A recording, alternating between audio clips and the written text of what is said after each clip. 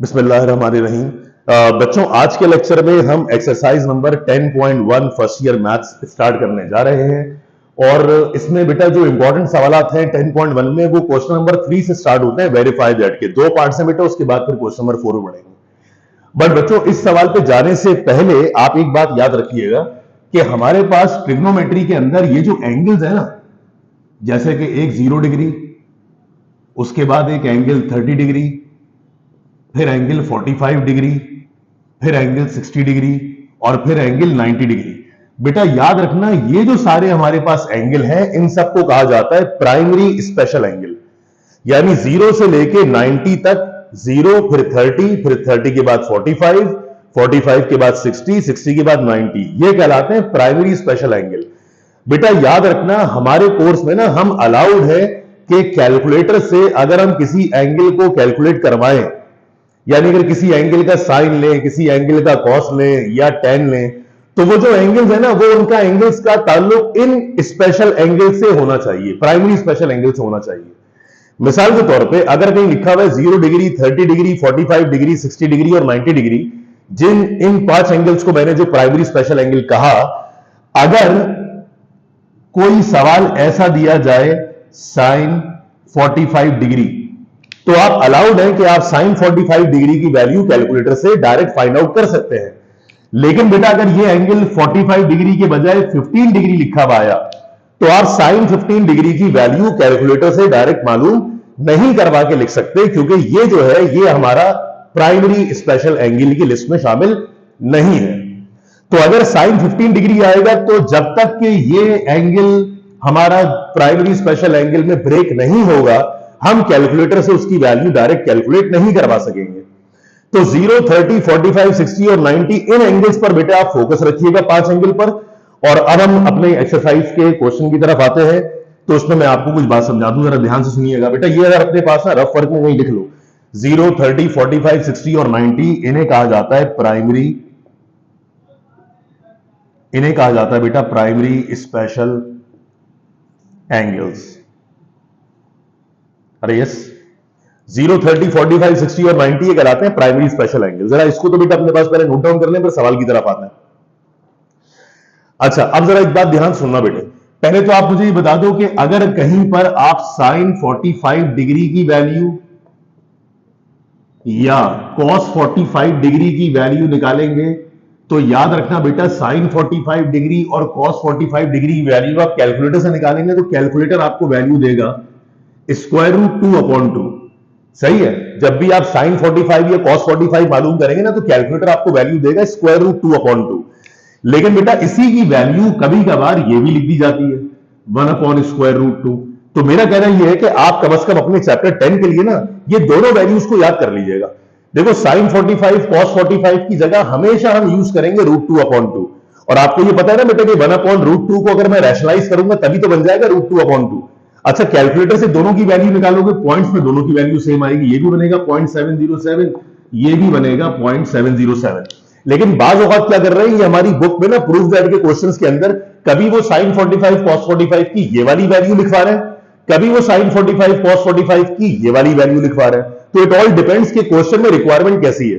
अब एक बात समझ लीजिएगा, जितने भी सवालात में साइन 45 कॉस 45 आएगा, हम 99% क्वेश्चंस के अंदर बेटा ये कैलकुलेटर बेस्ड वैल्यू ही पुट करवाएंगे। सिर्फ चंद सवाल ऐसे होंगे जिसमें हमें ये 1/√2 वाली वैल्यू यूज करनी होगी।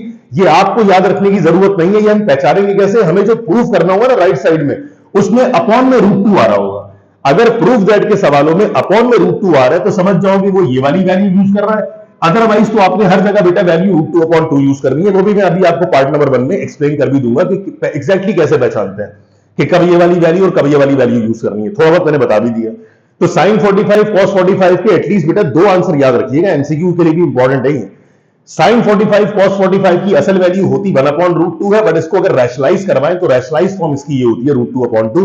कैलकुलेटर हमेशा हमें रैशनलाइज आंसर ही देगा और हमारी पूरी कोशिश होगी कि हम रैशनलाइज आंसर को ही इस्तेमाल करें।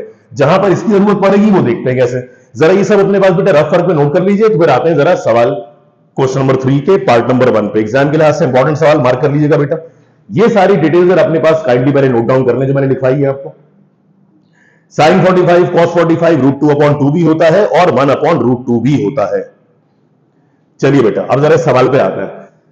वेरीफाई दैट का सवाल है, कह रहा है इस सवाल का आंसर ये वाली फॉर्म लेके आ जाओ। तो बेटा हमने सबसे पहले प्रूफ की हेडिंग बनाई और प्रूफ की हेडिंग बना के हमने उसमें सब हेडिंग बना दी लेफ्ट हैंड साइड की। बेटा लेफ्ट हैंड साइड हमारे पास क्या है, cos 75 डिग्री। अब आप मुझे बताएंगे बेटा cos निकालना है किसका, 75 का। बेटा डायरेक्ट कैलकुलेट नहीं करवा सकते क्योंकि आप एंगल ध्यान से देखो, ये 75 डिग्री वो एंगल है जो हमारा प्राइमरी स्पेशल एंगल नहीं है, तो हम कैलकुलेटर से इसका आंसर डायरेक्ट नहीं निकालेंगे। हम क्या करेंगे, ये जो एंगल 75 डिग्री दिया हुआ है, इस 75 डिग्री की जगह इनमें से कोई एंगल लेके आ जाएंगे। अगर चेक करने ला सकते हैं तो ये 75 डिग्री बोल रहा है, तो बेटा हमने पहले तो cos लिख दिया एज इट इज। अब शाबाश बताओ बेटा क्या 75 डिग्री को हम ब्रेक करवा सकते हैं 45 डिग्री प्लस, अरे यस 30 डिग्री। बेटा 45 में 30 ऐड करोगे तो वापस 75 आ जाएगा। अब आप मुझे बताएंगे 75 पे हमें एतराज क्यों था, क्योंकि 75 हमारा प्राइमरी स्पेशल एंगल नहीं है। लेकिन अगर 75 को मैंने ब्रेक कर दिया 45 और 30 में, तो 45 और 30 को ऐड करोगे 75 बन जाएगा। इन पर हमें एतराज क्यों नहीं है, क्योंकि ये दोनों हमारे वेरी गुड स्पेशल एंगल है, एक 45 और एक 30। अच्छा उससे कोई फर्क नहीं पड़ता कि आप 30 पहले लिखे हैं 45 बाद में लिखना। तो बेटा ये वाली इंफॉर्मेशन सारी नोट करके जरा सवाल को यहां तक कॉपी कीजिए। अब इस पर हम फॉर्मूला तो आप जानते ही हैं बेटा, cos अल्फा प्लस बीटा का फॉर्मूला अप्लाई करवा देंगे। अब जब बेटा इस पर हम cos अल्फा प्लस बीटा का फॉर्मूला अप्लाई करवाएंगे तो cos अल्फा प्लस बीटा का फॉर्मूला क्या होता था वो देख लें जरा ध्यान से। बेटा cos अल्फा प्लस बीटा का फॉर्मूला होता था पहले cos अल्फा फिर cos बीटा, उसके बाद माइनस का sin alpha sin beta. Exam में बेटा बार बार फॉर्मूले का रेफरेंस लिख के मत आना, ठीक है। फॉर्मूला आपको याद हो तो बहुत बेहतर है। मैंने 10.3 करवाई थी बेटा इसी लेक्चर सीरीज में, उसमें 10.3 में स्टार्टिंग में 4 फॉर्मूला समझा भी दिए थे कि याद कैसे करना है। अगर आपको कुछ डाउट लगे, याद नहीं आए ये वाला फॉर्मूला, तो आप काइंडली इसी सीरीज का 10.3 का आप पहला सवाल देख लीजिएगा, उसमें मैंने चारों फॉर्मूला डिस्कस भी किया। बार बेटा अगर पहले एंगल को अल्फा का नाम दे दें, दूसरे एंगल को बीटा का नाम दे दें, तो इसकी शक्ल बन जाएगी cos अल्फा प्लस बीटा। तो cos अल्फा प्लस बीटा का फॉर्मूला ही होता है cos अल्फा cos बीटा फिर minus sin alpha sin beta. अब जरा बेटा हम वैल्यूज इसके अंदर सब्स्टिट्यूट करवाते हैं। तो अब ध्यान से मेरी बात सुनना बेटा, जैसे ये लिखा हुआ है cos 45, तो मैंने अभी आपको बताया था ना कि cos 45 और sin 45 में अगर आप एक बात देखो ध्यान से, तो कैलकुलेटर इसके दो आंसर बताता है। याद रखना, ध्यान से मेरी बात सुनिए, sin 45 हो या cos 45 हो, इसका आंसर √2/2 भी हो सकता है, इसका आंसर 1/√2 भी हो सकता है। अब मैंने आपसे क्या कहा था कि 99% केसेस में आप प्रेफरेंस किसको देंगे, शाबाश इस वैल्यू को। चंद वो सवाल होंगे बेटा जिसके अंदर हमें ये वाली वैल्यू यूज करने के बजाय इसकी ये वाली वैल्यू यूज करनी पड़ेगी। इसका अंदाजा कैसे होगा, जरा सवाल में आओ बेटे वापस और बताओ इस cos 75 का जो आंसर हमें राइट साइड में लाना है, उसमें कहीं भी तलाश करने आपको √2 नीचे नजर आ रहा है, वेरी गुड, ये है ना √2 नीचे। अगर वो √2 नीचे मांग रहा है, इसका मतलब इस सवाल के अंदर आपको कैलकुलेटर वाली वैल्यू पुट करवाने की कोई जरूरत नहीं है। जब वो √2 नीचे मांग रहा है तो आप इसमें वो वाली वैल्यू पुट करवा दो जो ऑलरेडी आपने याद की हुई है। तो cos 45 की जगह अगर मैं पुट करवा दूं 1/√2, तो बेटा मेरा काम आसान हो जाएगा क्योंकि मुझे जल्दी प्रूफ मिल जाएगा जो अपॉन में राइट साइड में √2 चाहिए। वरना बता दूं बेटा अगर इस सवाल में राइट हैंड साइड नहीं लिखी हुई होती ना, सिर्फ cos 75 की वैल्यू निकालने को बोल रहा होता, तो आप ये वाली वैल्यू नहीं, फिर आप हमेशा कैलकुलेटर बेस्ड वैल्यू यूज करना √2/2। समझ आ गई बात। तो cos 45 की जगह मैंने ये वाला वैल्यू क्यों यूज करी, क्योंकि हमें जो राइट साइड है उसमें अपॉन में √2 चाहिए, तो इस वैल्यू को हमने इग्नोर कर दिया। वरना अगर नहीं होता तो हम ज्यादातर यही वाली वैल्यू यूज करवाते। अब जरा बेटा इसके अगले स्टेप में बाकी वैल्यूज कैलकुलेट करवाने। बेटा cos 45 की वैल्यू 1/√2, cos 30 की वैल्यू निकालोगे बेटा तो cos 30 की वैल्यू आएगी √3/2। ये सारी वैल्यू बेटा कैलकुलेटर से मालूम करिएगा। sin 45 की वैल्यू अगेन हमने जानबूझ के पुट करवा दी 1/√2, और sin 30 की बेटा वैल्यू होती है 1/2। अब अगले स्टेप में जरा इनको बेटा मल्टीप्लाई करवा दो। बेटा ऊपर वाले को ऊपर वाले से मल्टीप्लाई कराओ, √3 को 1 से मल्टीप्लाई किया तो वैल्यू बन गई √3। बेटा अपॉन में 2 को √2 से मल्टीप्लाई किया तो आंसर आ गया 2 स्क्वायर √2। फिर माइनस के बाद बेटा 1 को 1 से मल्टीप्लाई किया तो ऊपर 1 हो गया, अपॉन में 2 को √2 से मल्टीप्लाई किया तो बन गया 2 स्क्वायर √2। बेटा अगले स्टेप में अगर इन वैल्यूज का हम एलसीएम निकालने तो एलसीएम आ जाएगा 2 स्क्वायर √2। बेटा 2 √2 से 2 √2 कैंसिल, ऊपर वाली वैल्यू √3 एज इट इज आ गई, माइनस बेटा 2 √2 से 2 √2 कैंसिल, ऊपर वाली वैल्यू 1 एज इट इज आ गई। अब जरा चेक करो बेटा, इसको मिलाओ राइट हैंड साइड से। अब आप चेक कर रहे हैं ये पूरी वैल्यू बेटा मैच करेगी राइट साइड से, यही तो हमें प्रूफ करना था। हमने लिख दिया इज इक्वल टू RHS और इसी के साथ लिख दीजिएगा बेटा प्रूफ्ड। उम्मीद है बेटा कि ये पार्ट नंबर 1 आपको क्लियर हो गया होगा। शाबाश, जरा यहां तक का वीडियो पॉज करके अपने पास नोट डाउन कर लीजिए। तो हम बढ़ते हैं इसके पार्ट नंबर 2 की तरफ। अब बेटा इसी एक्सरसाइज 10.1 में, इसी एक्सरसाइज 10.1 में जो इसी क्वेश्चन का पार्ट नंबर 2 है, उस पार्ट नंबर 2 के अंदर बेटा ये पहली वैल्यू दे रहा है कॉस, पहली वैल्यू है कॉस। बेटा कॉस के साथ एंगल में है 180 डिग्री प्लस 45, और फिर बेटा साथ में बेटा इसी के साथ एक और वैल्यू प्रोडक्ट फॉर्म में है जो कि है cos 180 माइनस 45। इसी के साथ एक और वैल्यू है प्रोडक्ट फॉर्म में cos 180 डिग्री के साथ माइनस 45। बेटा ये इसका आंसर कह रहा है कि ले आओ किसके बराबर, 1/2 के बराबर। अब आप चेक कर रहे हैं बेटा राइट हैंड साइड में जो भी प्रूफ करना है उसमें स्क्वायर रूट 2 तो नीचे आ ही नहीं रहा, तो अगर स्क्वायर रूट 2 नीचे नहीं आ रहा तो मैं साइन 45 और cos 45 की जगह calculator base version value use करूंगा, √2/2 रैशनलाइज्ड फॉर्म। चले बेटा उसमें आने से पहले जरा ध्यान से मेरी बात सुनिएगा। जब हम लेफ्ट हैंड साइड पे आए तो बेटा लेफ्ट हैंड साइड में ध्यान से देखो, उसकी शक्ल मैच कर रही है cos अल्फा प्लस बीटा से। बेटा इसकी शक्ल मैच कर रही है cos अल्फा माइनस बीटा से। अरे यस, लेकिन आप एक बात बताइए, इस पर जब मैं फॉर्मूला खोलता cos अल्फा प्लस बीटा का, cos अल्फा प्लस बीटा का, तो मैं इस पर फॉर्मूला एक्सपेंड करने जा ही रहा था कि मेरी नजर पड़ गई इस वाले एंगल के ऊपर, और मैंने जब देखा बेटा कि ये वाला एंगल 180 डिग्री है तो मैं समझ गया सर ये वाला एंगल तो 90 डिग्री का, अरे यस मल्टीपल भी तो है। तो जब ये 90 डिग्री का मल्टीपल है तो यहां पर हम अलाइव एंगल्स का शॉर्टकट लगा सकते हैं, जो हमने 10.1 के इंट्रोडक्शन लेक्चर के अंदर बेटा डिस्कस किया था। तुम देखो ना बेटा, अगर ये वाला एंगल 180 डिग्री 90 डिग्री का मल्टीपल आ जाए तो हमारे पास एक शॉर्ट वर्जन है ना इसका आंसर निकालने का। हमें जरूरत क्या पड़ी है कि इसमें फॉर्मूला खोलें cos अल्फा प्लस बीटा का, नो डाउट उससे भी हो जाएगा सॉल्व, लेकिन टाइम बहुत वेस्ट हो जाएगा। तो अगर पहला एंगल, याद रखिएगा ध्यान से सुनिएगा, अगर पहला एंगल 90 डिग्री का मल्टीपल आ जाए तो बगैर फॉर्मूला खोले cos अल्फा प्लस बीटा आप एक स्टेप में उसका आंसर निकाल सकते हैं। अगर आपको डाउट लगे तो आप 10.1 का इंट्रोडक्शन लेक्चर देख लीजिएगा, वैसे तो उसमें पूरी बात हो चुकी है, मैं बेटा इसका भी आंसर कैलकुलेट करवा के आपको जरा समझा दूं। अब ध्यान से मेरी बात सुनना बेटा, लेफ्ट साइड में एक ब्रैकेट बना दिया, ये जो 180 डिग्री लिखा हुआ है ये 90 डिग्री का टेबल पढ़े तो 92 टाइम्स 180 है, 92 टाइम्स। तो जब 2 टाइम्स होगा दैट मींस बेटा ये 90 का इवन मल्टीपल होगा। अब हमने क्या डिसाइड किया था कि इवन मल्टीपल में फंक्शन चेंज नहीं होता, यानी अगर cos है तो जवाब में भी cos ही आएगा, और आगे जो भी एंगल था वो एंगल एज इट इज आ जाएगा, ब्रैकेट क्लोज। अरे यस, आगे एक स्टेप में आंसर, जब भी बेटा कोई एंगल 90 का इवन मल्टीपल हो तो सवाल में फंक्शन चेंज नहीं होता। cos है तो cos आएगा, साइन है तो साइन आएगा, tan है तो tan आएगा, कोसेक है तो कोसेक आएगा। अब 90 का इवन मल्टीपल था, फंक्शन सेम हो गया, आगे सारी वैल्यू खत्म, डायरेक्ट 45 लिख दिया, जैसे थीटा होता था थीटा लिख दिया करते थे। अब हमें इस पूरी वैल्यू का साइन चेक करना है कि इसका साइन किस में आएगा। अब हम क्या करेंगे, इस पूरे एंगल को चेक करेंगे कि ये आखिर एंगल है कौन से क्वाड्रेंट में। बेटा ये लिखा हुआ है 180 प्लस 45, यानी 180 से कुछ ज्यादा। तो मुझे बताओ बेटा, जब ये क्वाड्रेंट आप बनाते थे तो यहां पर ही होता था ना बेटा 180, आप 180 से कुछ कम करोगे तो सेकंड क्वाड्रेंट में आओगे, 180 से कुछ ज्यादा करोगे तो शाबाश थर्ड क्वाड्रेंट में आओगे। और याद करो बेटा, थर्ड क्वाड्रेंट में तो खाली tan पॉजिटिव होता था, यहां cos थोड़ी पॉजिटिव होगा, तो cos के साथ साइन क्या लगा दिया, माइनस का। अब आ गए दूसरी ब्रैकेट में, अब चेक करो बेटा, ये 92 टाइम्स 180 है, यानी ये भी तो इवन मल्टीपल है। जब बेटा इवन मल्टीपल होता है तो फंक्शन चेंज नहीं होता, सवाल में cos था तो जवाब में भी cos आ गया, आगे सारी वैल्यूज खत्म, डायरेक्ट लिख दिया सिर्फ 45। अब इसका साइन का फैसला कैसे करेंगे, इस पूरे एंगल को चेक करेंगे कि ये एंगल कौन से क्वाड्रेंट में है।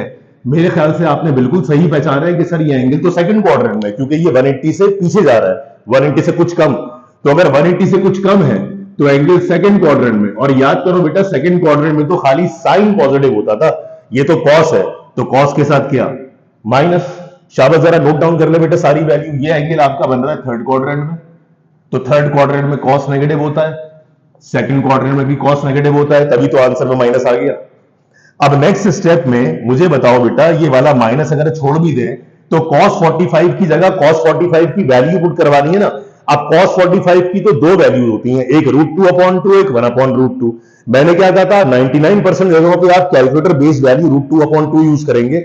सिर्फ उन जगहों पे आप 1/√2 यूज करेंगे जहां राइट साइड में √2 नीचे मांग रहा हो। तो यहां तो राइट साइड में नीचे √2 मांग ही नहीं रहा, तो इसका मतलब मैं cos 45 की कैलकुलेटर बेस्ड वैल्यू लिखूंगा, दैट इज √2/2। बेटा ब्रैकेट के अंदर माइनस आ गया, cos 45 की जगह वैल्यू आएगी √2/2। अब जरा अगले स्टेप पे बेटा इनको मल्टीप्लाई करवा दो। अच्छा, इनको मल्टीप्लाई करने से पहले एक आध बातें मैं आपको समझा दूं बेटा। याद रखना, ये मैट्रिक लेवल की प्रॉपर्टी है बेटे, आपने हमेशा पढ़ी थी ना कि स्क्वायर रूट ए को जब भी स्क्वायर रूट ए से मल्टीप्लाई करवाए आंसर सिर्फ ए आता है, क्योंकि दोनों का स्क्वायर बन जाएगा, स्क्वायर से रूट कैंसिल हो जाएगा, या दोनों का पेयर बन जाएगा, पेयर बन के एक वैल्यू बाहर आ जाएगी। इसी तरह से याद रखना बेटा, स्क्वायर रूट 2 को जब स्क्वायर रूट 2 से मल्टीप्लाई करवाएंगे तो आंसर सिर्फ 2 मिलेगा।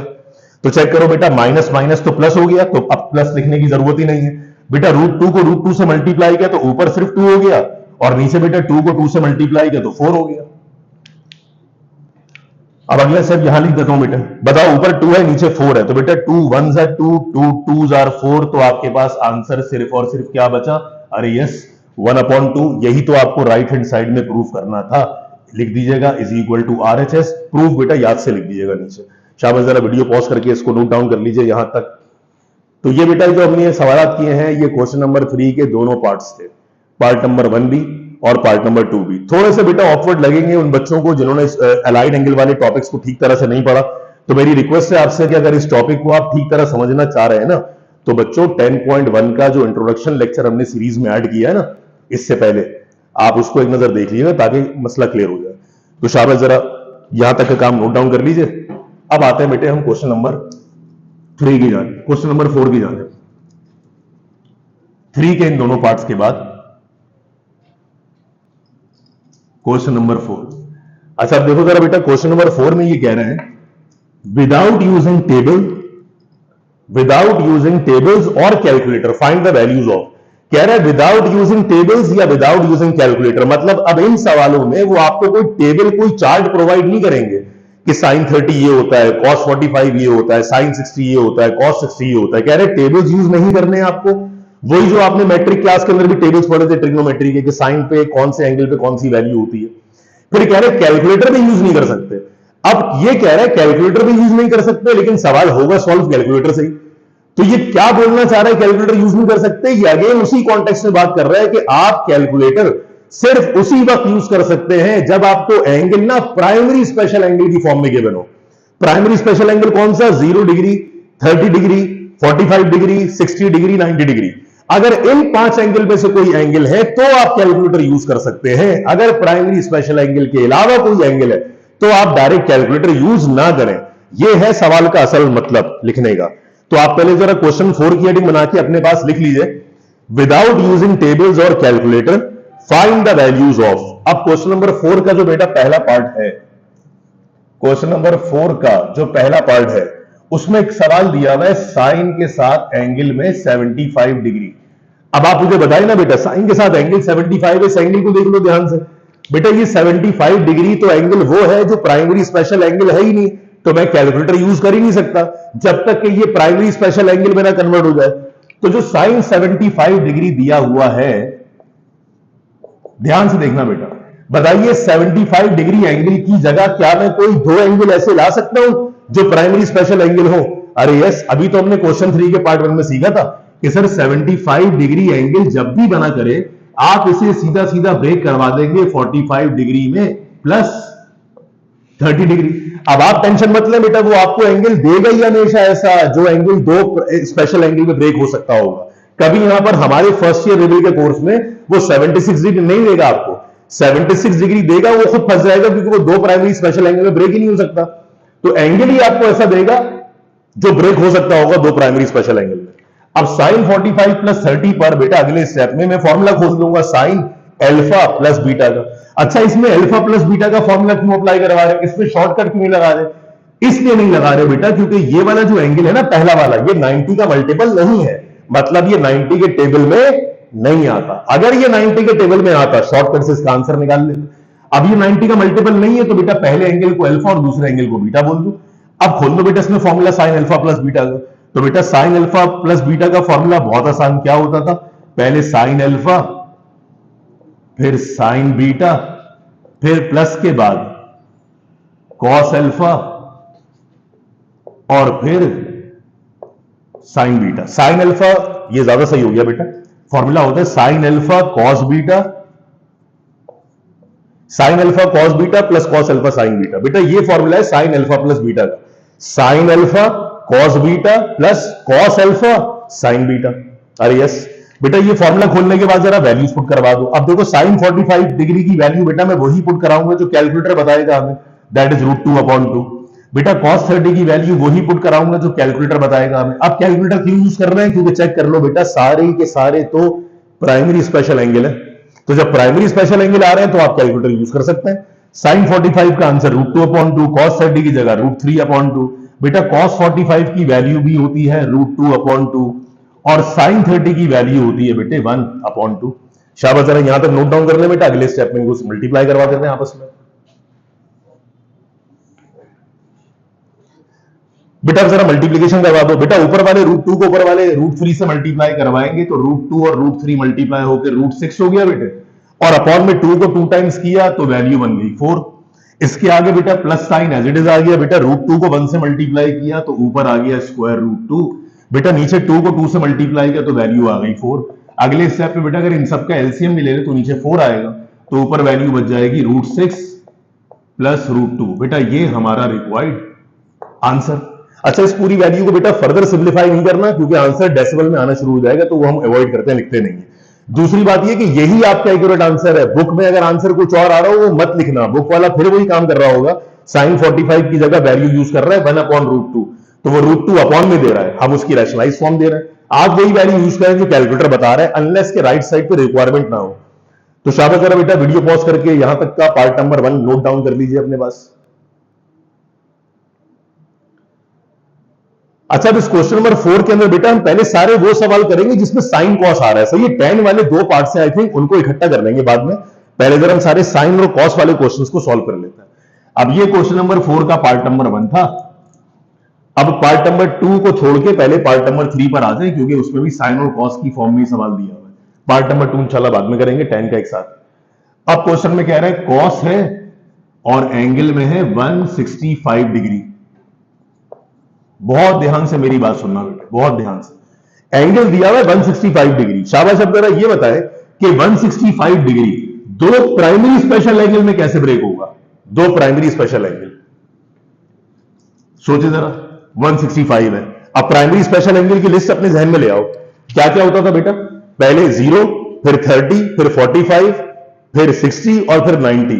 क्या मैं 165 दो प्राइमरी स्पेशल एंगल को ऐड करवा के बना सकता हूं? जरा चेक करें। एक एंगल 0 है, एक 30 है, एक 45 है, एक 60 है और एक 90 है। मुझे बताओ बेटा, इनमें से कोई से भी दो एंगल उठा लो, 30 45, 30 और 60, 30 और 90, या 90 और 60, या 90 और 45। आप देख लें, इसमें से कोई से भी दो एंगल्स को ऐड करवाएंगे ना तो ये 165 आ ही नहीं सकता। अरे यस, आप इनमें से कोई से भी दो एंगल उठाए, 90 60 ऐड कराएंगे तो 150, तब भी मैक्सिमम 150 बनेगा। इनफैक्ट अगर मैं 90 को दो बार उठा लूं, 90 प्लस 90, तो भी 180 बनेगा, 165 नहीं आएगा। तो कंफ्यूजन ये क्रिएट ये कर रहे हैं कि कुछ एंगल हमें ऐसे दे रहे हैं जो दो प्राइमरी स्पेशल एंगल में स्प्लिट हो रहा है। जैसे कि 75 था, 75 ब्रेक हो सकता था 45 और 30 में, और कुछ एंगल ऐसे दे देगा जो दो प्राइमरी स्पेशल एंगल में ब्रेक ही नहीं हो पाएंगे इनमें से। तो फिर दूसरी टेक्निक क्या है? दूसरी टेक्निक ये है कि फिर अगर ये दो प्राइमरी स्पेशल एंगल में ब्रेक नहीं हो सकता तो फिर ये 90 डिग्री का मल्टीपल बन जाए करीब करीब। सही है, फिर 90 डिग्री अलाइन एंगल की तरफ चले जाओ। अब 165 दिया हुआ है ना, 165 में जरा 90 डिग्री का टेबल पढ़ते हैं बेटा। जब 91 टाइम पढ़ा तो हमें आंसर मिला 90 डिग्री। जब 92 टाइम्स पढ़ा तो हमें आंसर मिला, अरे यस, 180 डिग्री। अब बताओ बेटा 91 टाइम 90 अभी बहुत दूर है, हमें तो चाहिए 165।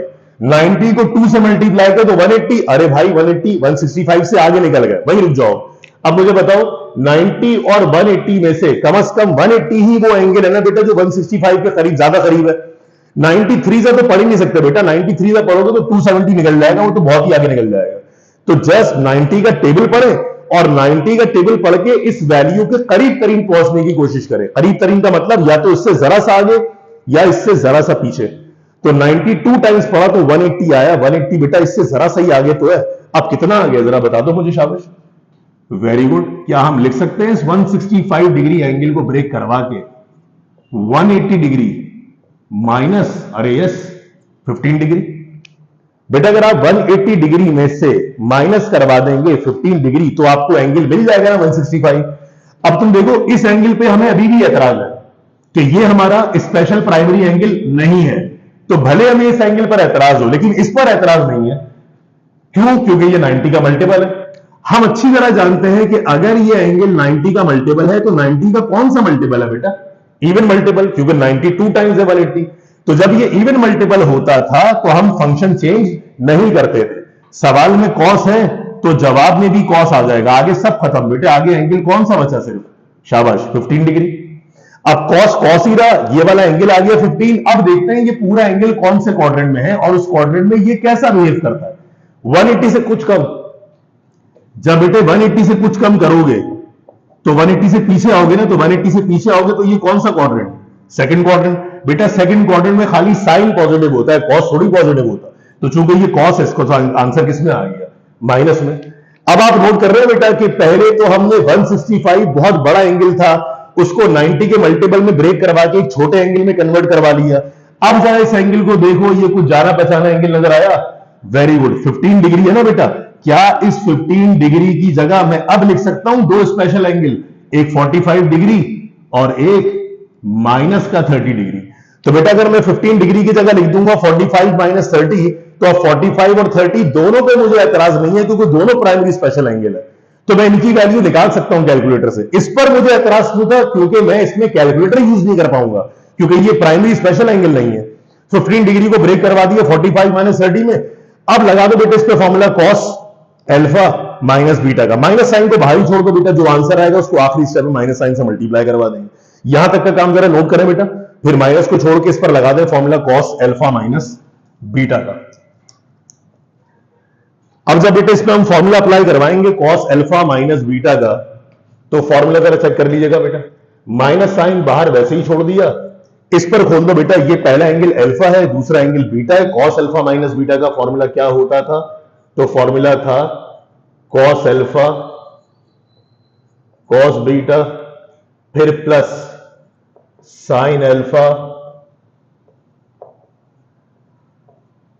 Sign beta.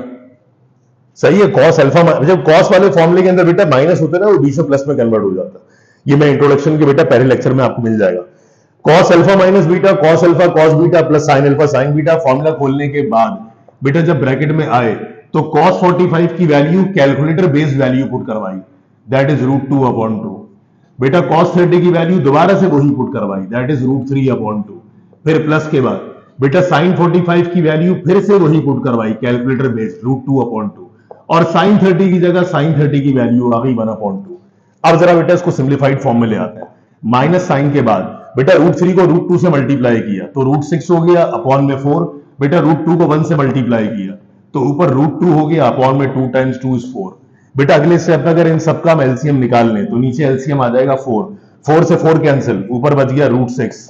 बेटा 4 से 4 कैंसिल, ऊपर बच गया √2। अब आपकी मर्जी है बेटा, आंसर यहां भी छोड़ सकते हो और चाहो तो माइनस साइन से ऊपर वाली पूरी ब्रैकेट को मल्टीप्लाई करवा दो। बेटा माइनस को √6 से मल्टीप्लाई किया तो ऊपर हो गया माइनस √6।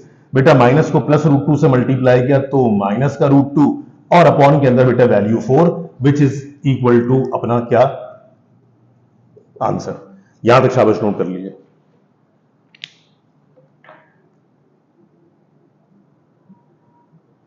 अब बढ़ते हैं बेटा इसके पार्ट नंबर 4 की तरफ।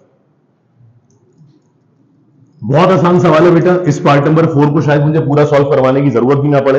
आप पार्ट नंबर 4 की बस बेटे जो बिगिनिंग है ना, स्टार्टिंग है, उसको आप ध्यान से सुन लीजिए बेटा। इसमें पार्ट नंबर 4 में हमें जो एंगल दिया हुआ है वो है साइन के साथ 255 डिग्री, 255। अब शाबाश बच्चों मुझे बताओ, इतना बड़ा एंगल आ गया 255। बेटा 255 तो वही एंगल नहीं है जो हमारा प्राइमरी स्पेशल एंगल तो है नहीं, तो कैलकुलेटर तो यूज नहीं कर सकते। तो अब बताओ क्या ये एंगल दो प्राइमरी स्पेशल एंगल में ब्रेक हो सकता है? प्राइमरी स्पेशल एंगल मतलब 0, 30, 45, 60 और 90 नहीं हो सकता। आप उसमें 90 को दो बार भी ले लें तो 90 प्लस 90 180 होता है, 255 नहीं होता। तो जब एंगल बहुत बड़ा आ जाए तो और ये दो प्राइमरी स्पेशल एंगल में ब्रेक ना हो सके तो हमारी कोशिश होती है कि ये एंगल 90 के मल्टीपल की तरफ कन्वर्ट हो जाए, यानी 90 का मल्टीपल। तो बेटा क्या तरीका था? 90 का टेबल पढ़ना और 90 का टेबल पढ़ के इस वैल्यू के करीब करीब पहुंचने की कोशिश करो, या तो इससे थोड़ा पहले या इससे थोड़ा आगे। तो शाबाश, मेरे ख्याल से पहुंच गए आप। 90 को 3 से मल्टीप्लाई कराएंगे तो 270 हो रहा है ना। अब 270 बेटा 255 के ऑलमोस्ट बहुत करीब तो है, तो 93 टाइम 270। तो मैंने क्या किया, अगले स्टेप में साइन लिखा एज इट इज। बेटा यहां लिख दिया मैंने 270 डिग्री, और बेटा 270 में से कितना कम करवाएं कि 255 आ जाए? 15 डिग्री। बेटा 270 में से 15 डिग्री माइनस कराओगे तभी तो बन जाएगा 255। अब हमें इस एंगल पर तो एतराज है, लेकिन इस पर एतराज नहीं है क्योंकि ये 90 का मल्टीपल है। अब बता दो बेटा ये 90 का कौन सा मल्टीपल है? 93 टाइम्स 270 ना, तो 3 टाइम्स का मतलब कौन सा मल्टीपल? शाबाश, ऑड मल्टीपल।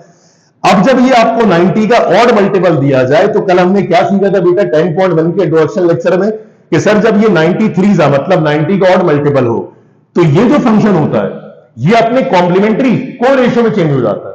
और को रेशियो क्या था?